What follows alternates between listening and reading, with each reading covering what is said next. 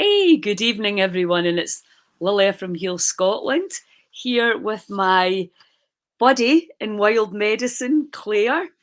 How are you doing, Claire? Good to see you. Yeah, I'm great. I'm full of the joys of a week, almost a full week of sunshine in the West Highlands and the birds singing and spring in the air. Some of the plants are starting to properly poke through now. So Oh, I yeah, know. couldn't be happier. I love this time of year. It's just absolutely glorious, isn't it? And actually feeling, I went out into the gardens just picking up bits of rubbish and tidying up a bit. And you could really feel the warmth in the sun. And I thought, Yeah. I've just sat actually out there for a wee bit. It's so nice. Yeah, it's really, really nice. Nice to be able to go out there and not be wearing 6 layers of waterproofs and, as you say, feeling that warm glow from the sun and getting things tidied up a little bit. Spring cleaning in the Yeah. garden. Yeah, absolutely, absolutely. Now let's talk about. Well, obviously, there's loads of stuff coming up. I mean, I don't know whether you want to stick to the actual book or whether you want to freestyle because I know that you like to do that. We both like to do that. Yeah, that's it. Well, I can talk a bit about both because there's loads of things coming out now, and obviously, if you've got a copy of the book, that's so great. But you might be looking at other things as well that are coming through in March. So obviously, depending on whereabouts in the country you are, I was talking about last month about the wild garlic just starting to poke through here, Mhm. but here in Morvern, the wild garlic is just about pickable now. If you're further south, then you'll probably have a patch that's well pickable. So that's obviously one thing, well pickable. Um, and in sheltered spots, the nettles are starting to become pickable as well. Are Um, they? just Yeah. in sheltered spots here. Obviously, if you're further south, then they'll be well on their way and ready for picking. Uh-huh. So that's exciting because, as you know, I do love nettles. Me too. And the other plant that I talk about in the book for March is ground elder, which is definitely starting to come through here now and is starting to get pickable. It's quite nice at this time of year when it first starts to come through because it's quite tender. It tends to have the best flavour. It's not too tough yet. So that's a good one to look out for. Again, it's Apiaceae, which is a carrot family, so do get your identification right with ground elder because there are some toxic species in that family.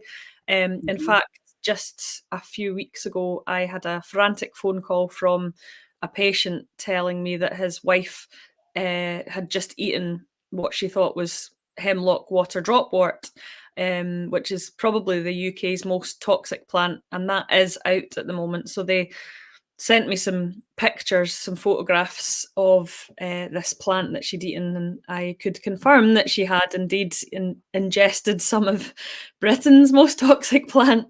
Uh, Really? What is that? yeah, I mean, very very small amount. So, and it was the leaf rather than the root, which is the root is the most toxic part.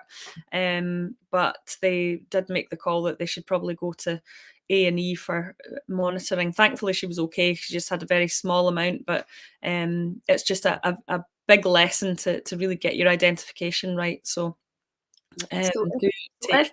say you wanted to kill somebody, Is this you looking for tips? I'm asking for a friend.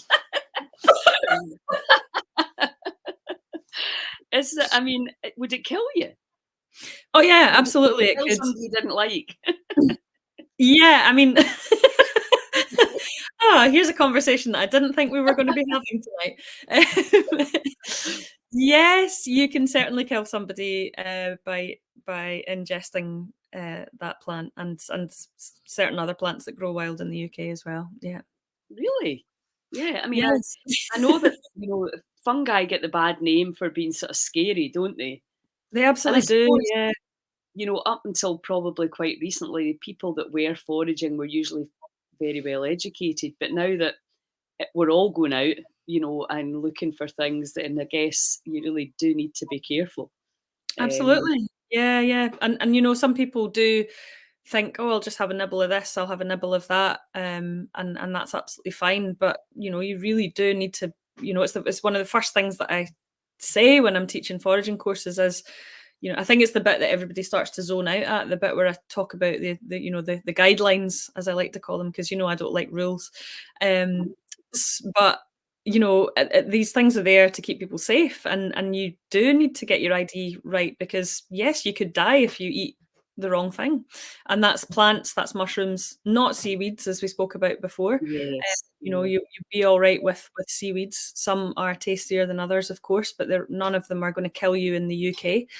But with plants and mushrooms, you do need to, get your identification right. And for some reason in the UK, we have this mycophobic culture. We're terrified of mushrooms, but we're less scared of nibbling on toxic plants for some reason. So it's an interesting Yeah, one. I wouldn't really. I mean, I thought, I know some of them don't taste nice and could maybe give you tummy ache, but I didn't realise that it could be a murder weapon.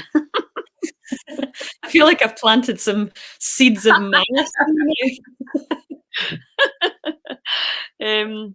Yeah, so can you talk us through let's start with the nettle as well, just like the medicinal properties. And, my mum used to say my granny would go out and get the first baby nettles and put them in the soup. And it turns out Mhm. there's actually a very good reason for that, isn't there? Although I'm Yeah. not sure my granny knew what it was. She just probably copied her mum. Or maybe she did know. I don't know. I didn't really know her. We didn't talk about that stuff. I was quite young when she died, so I didn't get to know her, unfortunately. Yeah, no, we do have a long tradition in this country of using nettles for foods and for medicine. And actually, in the Highlands, crofters used to force nettles under glass, because traditionally at this time of year, March, the other month beginning with M, March, and April, it's what we call the hungry gap, where there's not a lot of cultivated foods around. So Yes. you'd be kind of eking out your turnips and your tatties and your kale from the previous year. Your new crop that you've sown hasn't actually started to be edible Mm. yet. So you've got this gap of a couple of months, or potentially longer, or shorter, depending on where you in the country you are, where Uh-huh. there's not really a lot of cultivated foods around, and your stores from the previous year will be dwindling. So that's where wild foods can really fill a gap in the diet, because all the wild greens do start to come through earlier than the Mm. cultivated ones. So Yeah. nettles were a fantastic spring food, and really highly prized and treasured in this part of the world. And that's not just because they're around, it's because they're highly nutritious as well, which is probably why they have to protect themselves with with the stings, because they're really a powerhouse of vitamins and minerals, and lots of different trace elements, Mhm. particularly iron as well. So if you are on a plant-based diet, nettles are a really good addition to Mm. to your diet, because obviously getting iron and certain other nutrients from just a Mhm. plant-based diet is very difficult.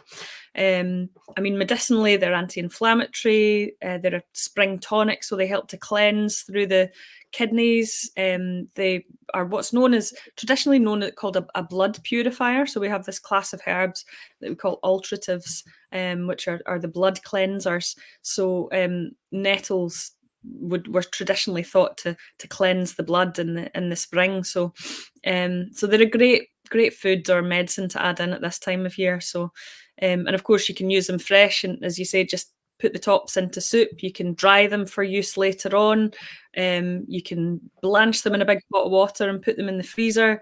You can mix them through bread. So Scrambled there's eggs. scrambled eggs. Yeah, I know this time of year I'm getting, because I love to have eggs in the morning, so I'm always getting my spring greens into my eggs first thing in the morning.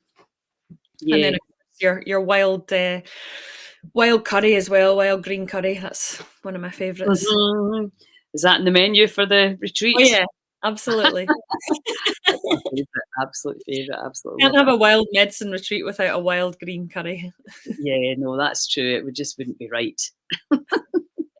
Yeah, so really it's kind of like a spring clean, the nettle, isn't it, for the body? But you Absolutely. mentioned anti-inflammatory there, and that's, I know in our equipment, we just see high inflammation Mm. everywhere you turn. So that's a really good idea. I mean, the thing is, a lot of people don't know they've got inflammation. You know, I think if you've sometimes it's very obvious, but a lot of the time it's quite silent. Yeah, quite low So grade for some people, isn't yeah, it?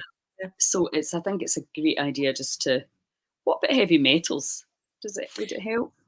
I think there are certain herbs that do help with heavy metal removal from the body.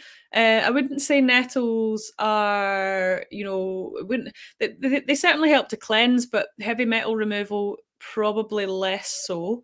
Mhm. Dandelion, I would probably think about burdock.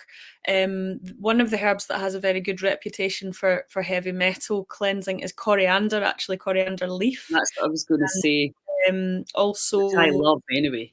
yeah, yeah, yeah, and you do need quite large doses for that. Mhm. Um, the other herb that is quite good for that is aniseed, star anise.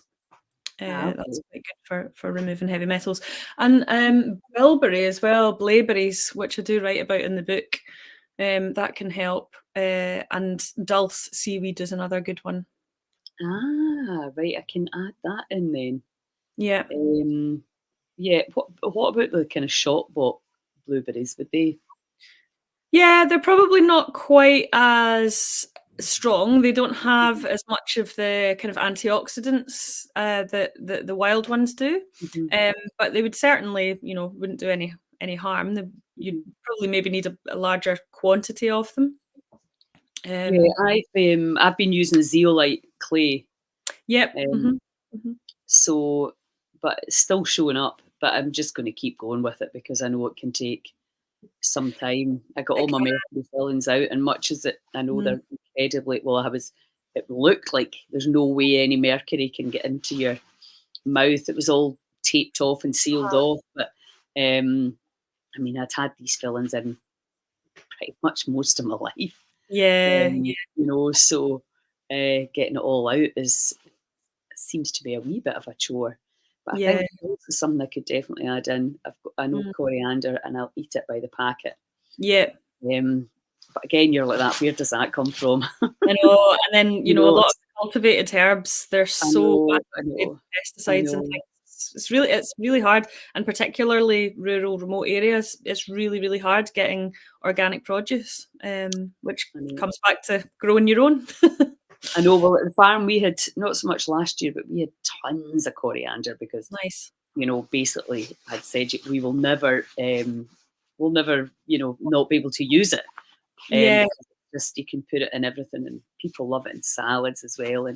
And yeah, so we had a lot that was so nice, but then it brilliant. all goes to seed, and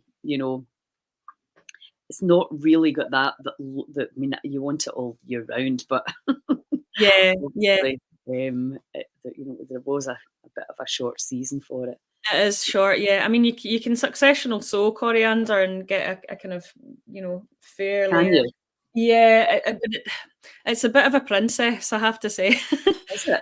Yeah, it tends to bolt very, very quickly, and it doesn't like temperature extremes. It doesn't like drying out too much or getting too wet. So, it's not a super easy herb to grow, Mhm. especially if you want a kind of constant supply. So I tend to grow it kind of in the spring and then again in the autumn when the temperatures are, well, again, you just never know here, really, do you? Yeah, I mean, the But climate's all yeah. over the shop, isn't it? The temperature's dropping. I mean, at my aunt's house, the central heating's pretty steady, and some Mm. days it's cold and other days it's absolutely roasting because the temperature's just going up or down 10, 15 degrees. It's Yeah, crazy. it's a bit crazy at the moment, isn't it? So Mhm. So, um, ground elder. yeah, so yeah, ground elder again. I mean, a lot of the herbs that are coming out at this time of year do tend to be kind of cleansing herbs. So again, ground elder helps to cleanse through the kidneys. Ground elder's also called goutweed, so it helps Mm, to helps to remove uric acid deposits, and again clean uric acid from the blood. So Yeah, that was its traditional use. So again, anti-inflammatory to the joints, helps to cleanse through the kidneys. And I love it as a herb, in terms of the flavor, because it's somewhere between, I would say, kind of somewhere like between parsley and, I don't know, it's Yeah. just quite kind of celery flavored. It's Yeah. really nice, flavor to add into things. And like I say, it's perfect at the moment. For the next few weeks, it'll be really, really good to harvest. So how would you give that to somebody with gout? Well, to be honest, I mostly use it as a food. So Uh-huh. I do try and encourage people to eat it. And when you do find patches of it, it's very prolific. So it's Mhm. very easy to gather it and gather enough of it to Mhm. cook with. I mean, you could make a tincture with it. I'd have to say that I tend not to. Um, there's no no real reason for it other than I just haven't. But Mhm. you absolutely could make a tincture with it. Again, you can chop it and cook it off and freeze it for later use. Um, and you will usually get a bit of a second kind of flourish with ground elder as well. So you get another kind of chance to harvest it later on in the season, around about kind of September. Or if you find a patch that gets cut and trimmed, then it'll just keep popping up year round. Yeah, because I was thinking more for, I know when I was living at the farm and everything was just right there on my doorstep, you didn't Yeah. have to really think about, making it into anything, especially something like that where you can just add it into salads, etc. But if you're not around that and you actually have to make a trip out to go and get things that you know that your body's gonna it's gonna help your body heal, Yeah. then maybe it's a good, well, obviously you can freeze it or make the tincture. And all that information, obviously, for anybody that's got gout. Somebody was talking about it the other day. It's funny, it's come up. I never used to hear about it, but Mm, now it seems to be something that people are suffering from. So mm. that's really good advice. What is there anything else you would recommend for that? For gout. Mhm. Well, what I tend to use, I mean, it's obviously depends on the person, and what else is going on for them health wise. But I tend to use things that would help to support the liver and the kidneys. Obviously, what you're trying to do is eliminate waste products Mhm. from the blood circulation, and excrete them from the body. So I would use probably anti-inflammatories to help with the joint inflammation. So that might be things like willow or birch is a really good one. Again, looking at dandelion leaf and root. You might want to look at burdock as well for liver and kidney support. Um, Wild cherry bark is a very good anti-inflammatory that can help as well. And yeah, it depends what else is going on for them. Like I say, celery seeds, another really powerful anti-inflammatory that I would use for gout as well. Um, Ah, okay. Even turmeric as well. Uh-huh. It's quite a good one. So Cool. yeah, I saw that mushroom you got the other day. Is it a birch polyp or? Oh no, it's a turkey tail. turkey tail. Oh Yeah, my the god, most it's beautiful. beautiful turkey tail. I mean, honestly, it was like you have those moments and you think there's like a light shining down from Yeah, the yeah. sky, and there's just this mushroom It on was this like log. a piece of art. It was beautiful. It was just like, wow, thank you so much, Mother Nature. Oh, Yeah, that is another thing that you will find, you know, probably in the woods or on your log pile at this time of year. So usually round about from kind of November all the way through till March, you'll be finding turkey tails, in the on the woods. and Um, they got Paul Stamets kind of made the turkey tail quite famous in, was it Fantastic Fungi, the documentary? yeah, Yeah, yeah, talking about that's his right. mum. Yeah, that's right. Yeah. So he You tell shared. us a little bit about the medicinal properties. I know you're not allowed to say, that it cures anything, but what? Yeah, so yeah, I mean, cure, I don't really like to use the word cure anyway because I just feel like it's a bit of a bit of Mm, a myth, isn't it? But certainly with turkey tail, there is research that shows that it has antiviral properties. So most medicinal mushrooms contain beta glucans and like polysaccharides, so kind of specialized long chain sugars that have specific effects on the human immune system. So turkey tail contains, well, there are two polysaccharides that have been fairly well studied in turkey tail, but as we know, a whole plant or a whole mushroom is probably more than the sum of its medicinal parts that they've isolated and tested. But these polysaccharides have been shown to reduce the growth of cancer cells, certain types of cancer cells, and the mushroom itself has also been shown to reduce side effects associated with radiotherapy and chemotherapy, and it's also been shown to improve the efficacy of chemotherapy and radiotherapy. So if somebody's having conventional treatment for cancer, then it can actually help to make that treatment more effective and reduce the side effects associated with it. So, in traditional Chinese medicine and also in Japan, they've been using turkey tail for centuries, and they do now also use it as a main line of treatment alongside conventional therapy for cancer. So that is part of their conventional medical treatment. And I know that now there's a lot of information out there about it, and medicinal mushrooms are gaining popularity as well. So it is a good one to look into. Mm-hmm. Yeah, and so what will you do with that one of yours? Will you use that to make medicine for your clients? Yeah, so that's what I do with a lot of the things that I'll forage for myself. I will go, and so with the turkey tail, obviously, I think I mentioned the post you were talking about the other day. So I make a dual extract. So polysaccharides are best extracted, or beta glucans are best extracted in a hot water extract. Certain mushrooms also contain more alcohol soluble constituents, like triterpenes or acids, so they tend to be extracted better with alcohol. So you need a dual extract. So what I do with the turkey tail is, so I've harvested that, cleaned it, dried it in the dehydrator, so it's now nice and crispy, so you can kind of snap it, and that's how you know it's really well dried. I'll then powder the mushroom so that you've got a really good surface area, and that helps to break down some of the cell membranes.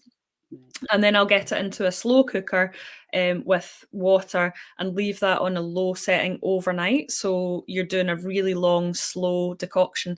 That helps to break down the cell membrane. So there's a compound called chitin in the cell membranes, which is a really kind of woody material that's quite hard. So in order to extract the constituents effectively, you have to kind of break this down and draw them out, basically.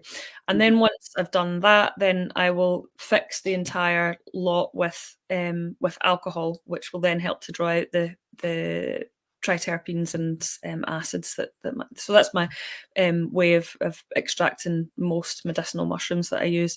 So if you're just having a powdered fruiting body extract, you're not really getting the benefits of the mushroom itself. It needs to go through that process of breaking everything down in order to extract the active compounds. Aye, for the body to really get the best benefit from it. Absolutely, yeah. Work that So, out. you can be putting all that stuff into your body, but you're not absorbing anything. So I know, well, that's the thing, isn't it? yeah, It's absolutely remarkable. The good and I old do have things. clients coming, patients coming through my practice that are taking powdered fruit and body extracts, and you're like, it's probably not doing a huge amount because you're not preparing the mushrooms properly. Well, I mean, it all comes down to the processing with everything, doesn't it? Whether it's your supplements, whether it's your food, how much love and care and etc. has been put into it or Yeah, not, as the case may be. yeah. Yeah. Somebody's saying this is all amazing. Thank you. If anybody's got any questions for Claire that they would like to ask. The other thing that I was thinking about, is this long COVID that so many people seem to be suffering. It's like a post-viral type syndrome, Yeah. brain fog, extreme fatigue, achy joints. Have you been seeing that in your practice? Yeah, I do work with COVID and long COVID, and obviously post-viral fatigue, long Lyme disease. I do work with patients with those kind of conditions quite regularly. Um, yes, I mean, I think with the COVID story, again, it's pretty complex. And everybody is different. There's no one size fits all approach. I mean, I suppose it's like saying, what's the best herb for fibromyalgia? Well, fibromyalgia is such a complex condition that affects people in so many different ways. What's the underlying, how did that person get to that stage, basically? And I'm seeing people who were previously incredibly fit, ultra marathon kind of style folk, big runs or big athletes, that have had long COVID and really are at kind of rock bottom. And I think there's a few different things going on there. One of the things that we're seeing a lot of is obviously the kind of microclotting that is caused by having the COVID virus. So there's a few different ways that we would approach that from a herbal perspective, but that does tend to cause a lot of problems with, again, kidneys and joints and fatigue levels and longer lasting lung problems, cardiovascular problems, and obviously you'll get kind of weird kind of circulatory things going on as well. And something else that we see a lot of as well is gut dysbiosis. And there are studies now coming out about how viruses, and COVID in particular, is affecting the gut microbiome. So that's a massive one, actually. Is again with anything that affects the immune system, you need to be thinking about gut health. So that's quite a big deal. And sometimes you see people that, you think, actually, maybe there was something underlying that's been, lurking away in the background, and you've just been kind of coping with it. And then suddenly there's been this really acute thing that's happened that's been the straw that broke the camel's back. And now we need to start building you back up again. It's not an easy journey. No, I know. And I mean, Lyme's comes up a lot for people as well. A lot of people that will have no idea that they have that information in the body. I think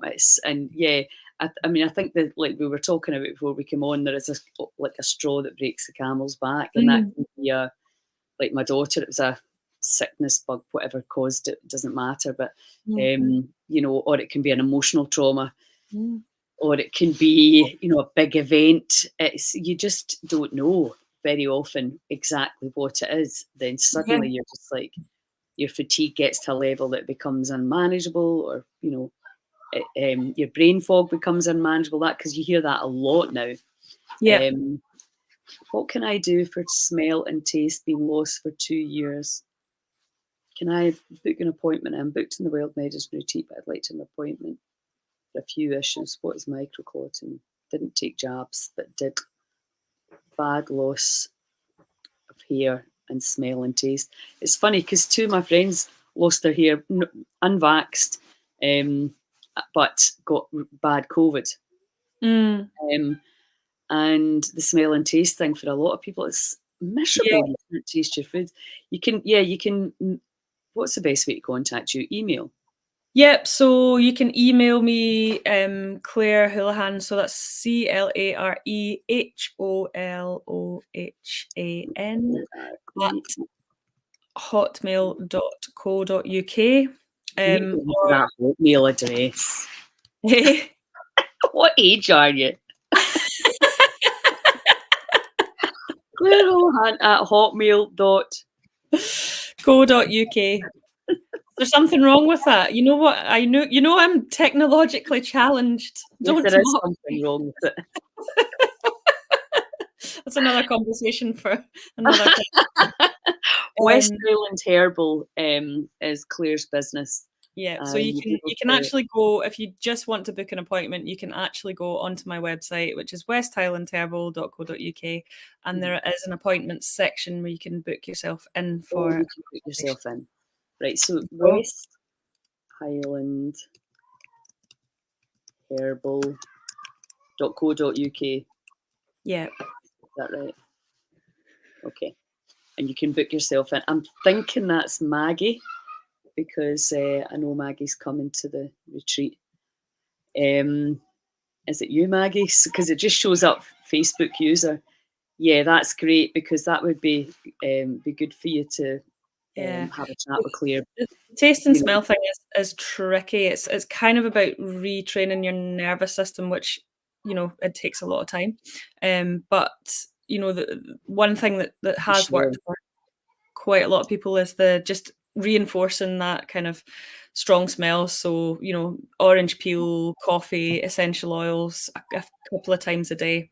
And it's just practice, practice, practice, you know, and it Mhm, does eventually come back. I've had mhm. a couple of folk that have, you know, it's been the kind of last thing to come back after a, Yeah, it happened to my brother, and I mean, it's just your whole joy and delight in food. I mean, I it's know, devastating. I've yeah, had it for like an odd day or two here and there, but you know, that it goes away like that is awful. yeah, I know, yeah. Pure pleasures left in life is eating. It's a real So before struggle, we isn't finish, let's talk about the retreat. We've only got 2 places left. We had only one, but somebody can't come anymore, so we have 2 places left. it? Yeah, And we're coming up to your medicine garden at Lochalan in that yes. beautiful area of Morve. I was looking at these photos you sent. I was like, I cannot wait. I know. I'm so excited to bring everyone here. It's really such a special place, and yeah, there's just so many beautiful spots, and it'll be great to be able to take people to some of my favorite foraging spots and favorite swimming spots. You These know, spots, getting yes. in the cold water. Um, and yeah, of course, we've got the fantastic facilities at the base camp to look forward to. So it's all ensuite rooms, and we've got the meal with the White House restaurant as well. So award-winning restaurant, which is just down the hill from the base camp, and Yes. they're going to be showcasing some local food and some foraged produce as well. So they're a great team to be collaborating with. Oh, For absolutely. And I mean, the last time was absolutely fantastic. So, and that gives us and the manservant a night off or a lunch That's off, yeah. whatever it is. We don't have to be washing up that night. So Uh-huh. that'll And be great. we've got the most spectacular nature and obviously all the phenomenal foraging that we're going to have. But we're also going to have the biofield viewer. So Yeah. now that I'm kind of finished my training with that and much more confident in helping people, it gives us another insight into the energetic side of the body. And then also what I'm going to be bringing is the HRV, which is just your heart rate variability, which is a bit of a buzz right now for helping people see where they're at so that they can go home with a real deep knowing of how the protocols and how nature really impacts on the body. And you know, the forest bathing right now is just so special because things are just starting to come up and it's got that amazing smell. The trees are starting to come to life again, and it's just I think everybody is so ready to move out of the dead of winter. You know, Absolutely. there's a lot more light. The skies are blue. It's yeah, the daffodils, the yellow. You know, the Yeah. even the what you call that tree with all the pink blossom, the cherry blossom. I Awesome. saw one of these coming out today. So yeah, Nice. it's Yeah. Yeah. it's really nice A really that we're special time of year, yeah, and we're so blessed here because we've got, you know, we've got some really specialized ancient woodland here as well. So, you know, it's really very special, a special place for woodland here. So, yeah, indigenous trees and the age of them and the energy from them. It's incredible. Can you hear my really grandson screaming in the background there? sounds like Trying he's to having get him loads off, of fun. Time to get him off his device. So fantastic. So we'll be back beginning of April with wild medicine for April. And if anybody wants a consultation with Claire, you can go into our website. You can actually just book yourself right in there directly. So saves you any hassle. And then we've got the 2 festivals, Wild Medicine Festivals coming up. We've got our retreat, which is in the middle of April, in between the 2 festivals. We also have our winter retreat, which starts on the 31st of October into the beginning of November, if you can't come this time. We also are going to be up in Cairngorm National Park with Sandra and Lynn. Spent the That's weekend right. with them.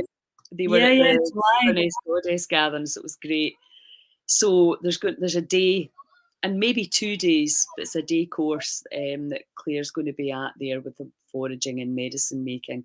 So lots of phenomenal things for anybody all over the country to come and join. So great stuff, right? I'll talk to you very soon. I'm sure more Yeah. with our final arrangement. Is Claire going to Skye? No, Claire is not going to Skye or Tarbert. She's so busy at this time of year, and that's always a challenge, isn't it? Time. It is. Yeah. So, but if you want to hang out with Claire, come in the retreat. That's the best way. But definitely the wild medicine up at Linbrett Croft, an absolute joy to be there as well. So yeah, have a look, and or if you want any links, just let me know and I'll send you some links. Okie You can dokie. also go onto my website for other events and things that are going on. Yes, that's Wild right. Yeah. Have you got the Lindbreck event on your site? It's on my site, yeah. But it just links to their page for booking. Yes. So yeah, Okay. but you can go onto my website and it shows you everything that I'm doing so far this year that's carved in stone. Brilliant. That's somebody saying, yeah, book for Lindbreck. Awesome. Excellent. Great stuff. Okay, Great. darling. Yeah. Always a pleasure to chat. Yeah, Enjoy you the too. spring. Ciao, ciao.